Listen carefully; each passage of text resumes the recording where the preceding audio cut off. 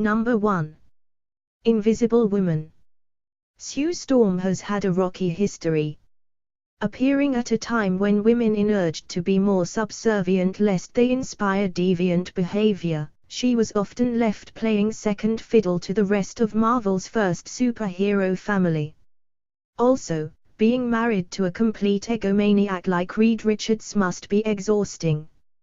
In the IITs, Sue received an overhauled attitude, and because a strong woman must be a highly sexual one, she also received one of the worst costumes in the history of female superheroes.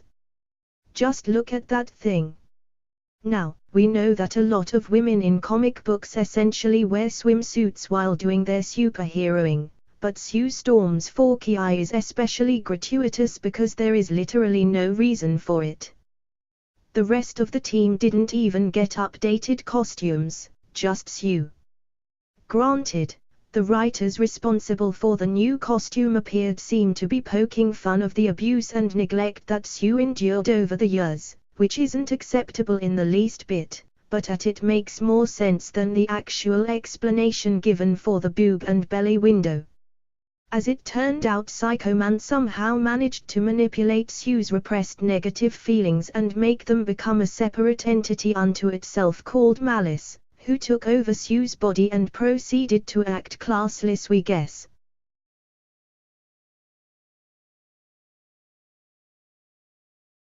Number 2. Zeta.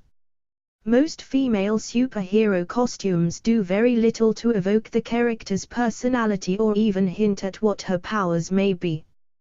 One look at Zatara, DC's resident sorceress, and you have a pretty good idea of what her abilities are. Dressed in a stage magician's outfit complete with top hat and some fishnet stockings to exude sexiness without being gratuitous, Zeta is one of the few comic book characters that had the perfect costume from the day she appeared back in the 1960s. DC fumbled Zeta's look when she was admitted in the Justice League back in the 70s, trading in her magician's garb for a generic black jumpsuit, the defining characteristic of which happened to be a vampire's cape. Luckily, this look was short-lived, and the subsequent outfits Zeta wore were variations of her original magician's outfit, with subtle changes. The powers that be over at DC must really hate the phrase, "If it ain't broke, don't fix it," because they drastically changed Zeta's look for 2011's Flashpoint, in which she appeared wearing the world's lowest low-riding pants coupled with a bra and leather vest. Fans were outraged by Zeta's depiction, deriding the hypersexualized look that sapped all the personality out of her character. Luckily, the Flashpoint universe was rendered null and void when Barry Allen collapsed the multiverse into the New 52.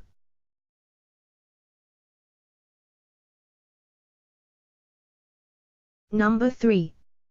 Wonder Woman. We told you that you'd see another creative aberration from Mike Deodato, Jr. on this list. In the 1980s, of course, Wonder Woman's mother, Queen Hippolyta, saw a vision of Wonder Woman being killed in the near future. In order to prevent this, she concocted a ridiculous scheme that involved disowning her daughter and crowning someone else Wonder Woman, with the idea that this new Wonder Woman would be killed and her daughter would be spared, because she's a classy person. After some challenges and a little behind-the-scenes tampering by Queen Hippolyta, Diana Prince relinquishes the title of Wonder Woman to fellow Amazon, Artemis. Not content with just sitting around while Artemis was out on the streets kicking butts and taking names, Diana grabs a pair of lycra bike shorts, a leather bra, and a jacket she picked up in the Little Miss section at Macy's. Thankfully, the days of blatant over-sexualization of a strong female character seem to be a thing of the past, and Wonder Woman's modern incarnations are now considered some of the best drawn comics in the industry.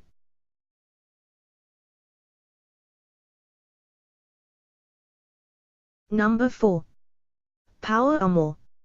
If you were a superhero in the IITs, there was a high probability that you would be redesigned to be gritty, or extreme, or edgy or whatever buzzwords were favorable amongst comic book editors at the time.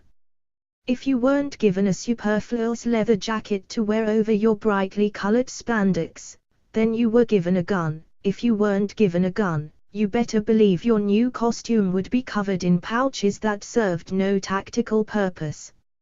Occasionally, writers and artists would come across characters that just didn't seem right with any of the above accessories. However, the mandates put in place by the executives still applied, and it seemed as though when nothing else worked, they simply slapped that character inside a ugly, chunky suit of metal and called it power armor. Aside from looking like low-rent Power Ranger ripoffs, power armor served no purpose. These are superheroes with superpowers. Readers have watched them perform incredible feats of strength, agility and speed. Heck, some of them have cheated death multiple times, but now you're telling us they need some unholy union with a garbage can to do the same stuff they've been doing for decades. Hogwash.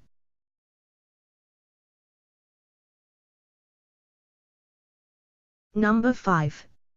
Superman.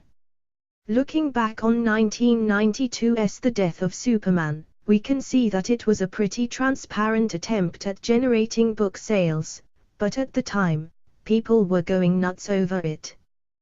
While the lead up to Superman's heroic sacrifice was compelling stuff, the nonsensical disaster that followed showed the iconic superhero zero respect.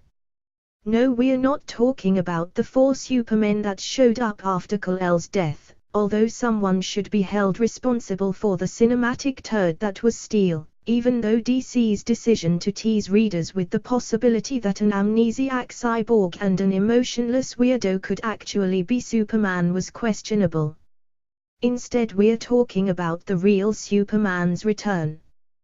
Brought back to life via the power of the sun and Kryptonian technology and fairy dust or whatever, the Man of Steel looked even lamer than the 4 fashion-challenged imposters. Resurfacing with a shoulder-length mullet that had readers questioning whether Clark was going to break into a rendition of Achy Breaky Heart, the worst was his boring black leotard with the Chrome S insignia stamped on the chest. DC threw away everything that made Superman's suit iconic in favor of a drab ballet-y. Slammy indeed.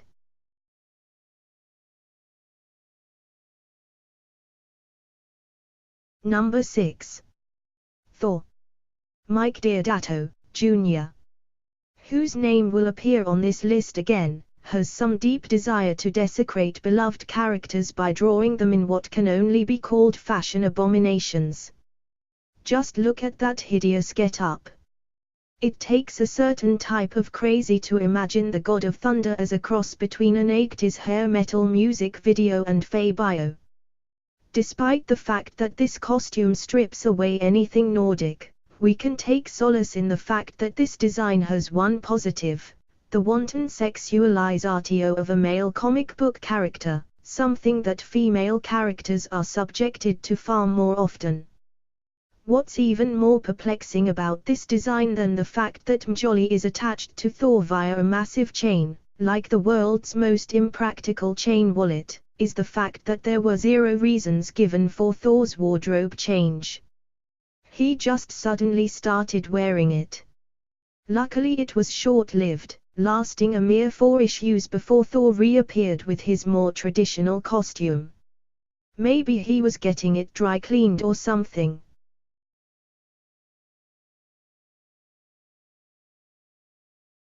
Number 7. Daredevil.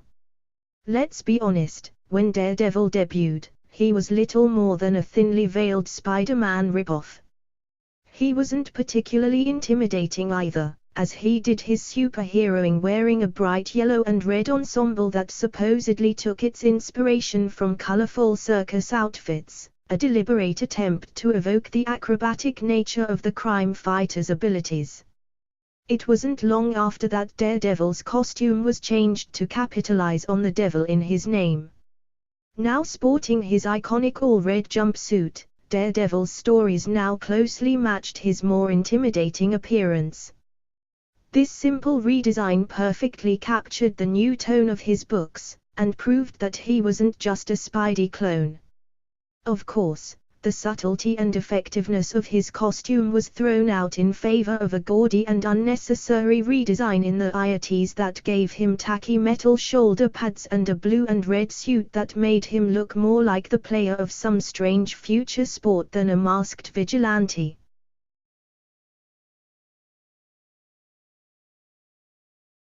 Number 8. Amor the Submariner.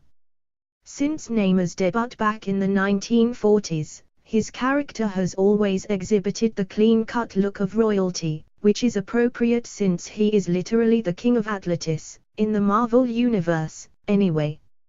Neymar's design has always taken inspiration from nautical myth, employing a sleek style that made him look more like an Olympic swimmer than a person, although the tiny wings that sprouting from his ankles may have raised a few eyebrows.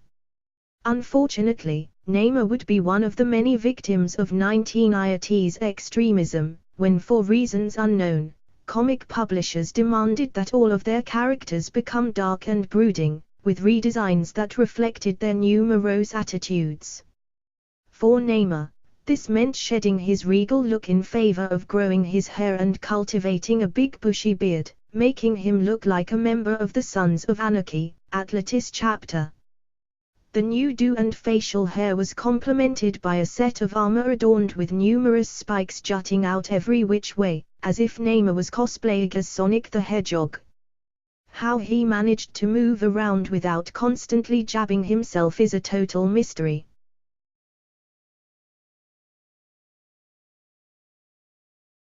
Number 9. Magneto. Magneto's position in X-Men lore as the Malcolm X to Professor X's Martin Luther King, Jr. is almost as well known as his love of the color purple. For the majority of his career, Magneto has been hatching schemes to overthrow humanity and establish mutants as the dominant life forms on Earth. His erratic and violent ideology makes him a worthy adversary to the X-Men, which sort of makes up for the lavender pajamas and conspiracy theorist headgear. Being such an iconic character meant that Magneto was a big draw for Marvel, and so the editors decided that they wanted him to become a hero, despite the fact that he led a supervillain group with the word evil in their name. Magneto shows up to become the new leader of the X-Men after Professor X is incapacitated. Of course he leaves his homicidal tendencies at the door of the X-Mansion, and to prove he's going straight, Mags shows up in brand new duds. Essentially a sleeveless jumpsuit coupled with a cape and a pair of gloves that look like he was about to go rooting around in someone's trash. The worst part had to be the giant letter M that stretched from his shoulders all the way down his torso. He also ditched the bucket on his head, although in retrospect, he probably should have kept it on.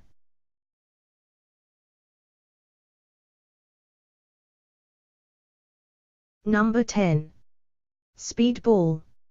Speedball was one of the many goofy characters that cropped up in the 80s, written and drawn as a fun-loving, naive young superhero, emphasis on the naive part, as he adopted a codem that is also slang for a potentially deadly combination of drugs. Speedball's powers came from harnessing kinetic energy, allowing him to store it in his body and use it give him super strength, speed and stamina. Relegated primarily to supporting character status, Speedball bounced around for years before finding a home with the New Warriors, who were promptly killed in an explosion. There were severe civilian casualties, but thanks to his powers, Speedball survived. Unfortunately, his psyche did not. After developing some serious survivor's guilt, Speedball adopted a new name, Penance, and a costume that did the inverse of all of the spiky extreme costumes of the 80s by putting those spikes on the inside, causing Speedball constant pain. In addition, his new costume was ugly, looking like something that belonged at a bondage party in Silent Hill. Whether you consider Speedball's new direction gross or borderline offensive, One thing is for sure, Speedball / Penance was Marvel's worst-looking self-mutilator.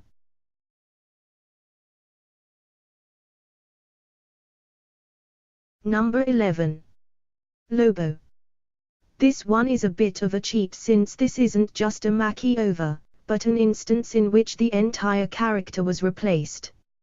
Originally, the character of Lobo was designed as a parody of the popular anti-hero characters in the 70s and 80s like Marvel's Wolverine, which is why the two characters fought in the '96 Marvel vs. DC crossover.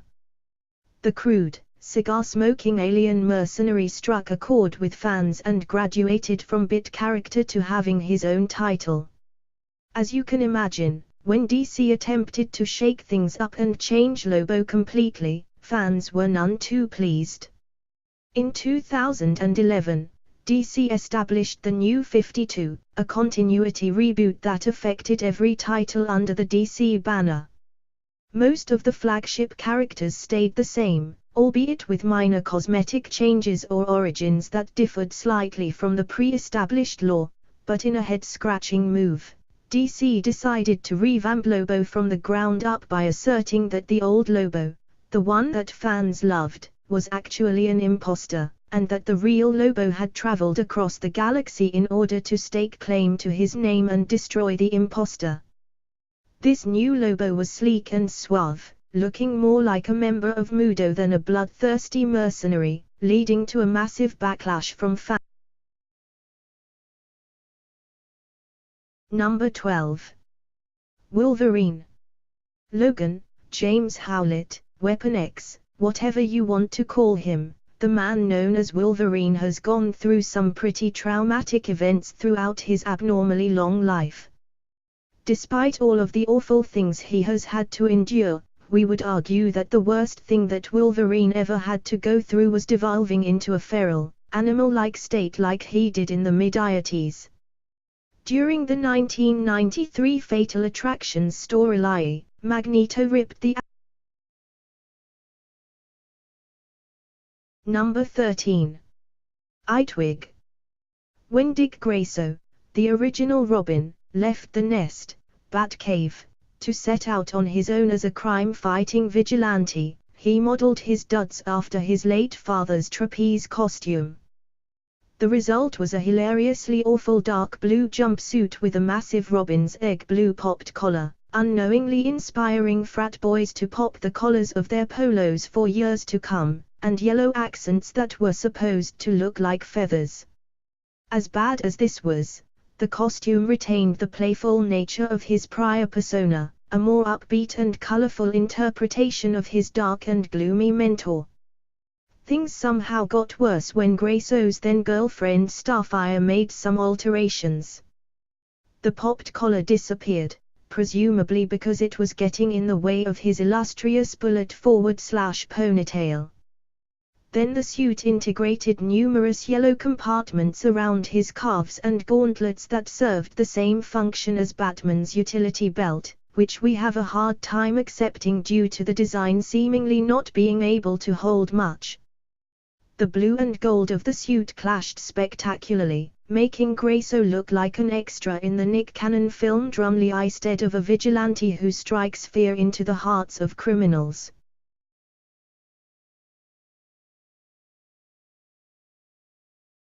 Number 14. Cyclops. Scott Summers has always had a costume befitting of his personality, one that was supremely boring.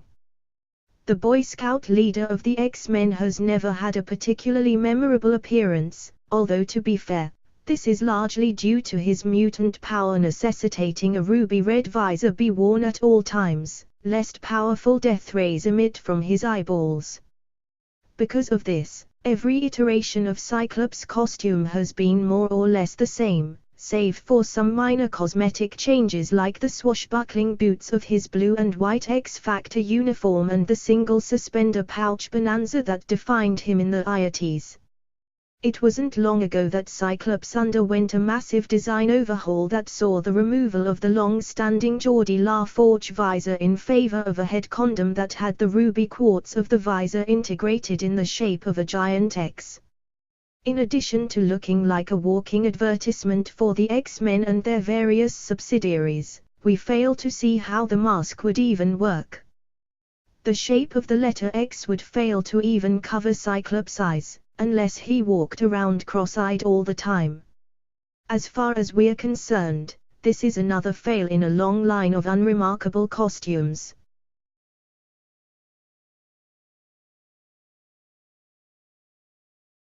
Number 15.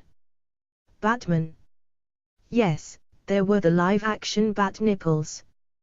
Yes, back in the Silver Age of comic books, Batman had a number of laughably bizarre one-off costumes like Zebra Batman and Mummy Batman. Yes, these are real. But one of the most bizarre outfits was that of the Batman of Toyena and his patchwork of vibrant colored fabric. When Batman of Toyena made his first appearance, it was revealed to be an alien named Clo from the planet Toyena who just happened to be really into Batman. Clo and his Technicolor Dreamcoat Batsuit promptly disappeared, because this was the Silver Age of comic books and they were full of one-off nonsense like that. Fast forward to 2008, when comic book mad scientist Grant Morrison resurrected Batman of Toyena in one of the more shining examples of his out-there creative decisions. According to Morrison, the Toyena persona was an aspect of Bruce Wayne's own personality that he crafted through a combination of hypnosis and drugs, and would manifest itself in case Wayne was ever overwhelmed by psychological trauma. In theory, Batman of Toyena would be able to continue to watch over Gotham, even if Bruce Wayne himself was mentally incapable of doing so. This version of Batman was psychotic, employing far more violent tactics in his crime fighting, and was prone to hallucinations, including Batmite, one of the more ridiculous leftovers from the Silver Age of comics that were forgotten about with the modern age's emphasis on realism. Kudos to Morrison's ability to acknowledge some of the sillier aspects of Batman's history, but why would Bruce Wayne, who constructed this contingency plan while he was of sound mind, choose to dress that persona in the hideously garish Toyena costume?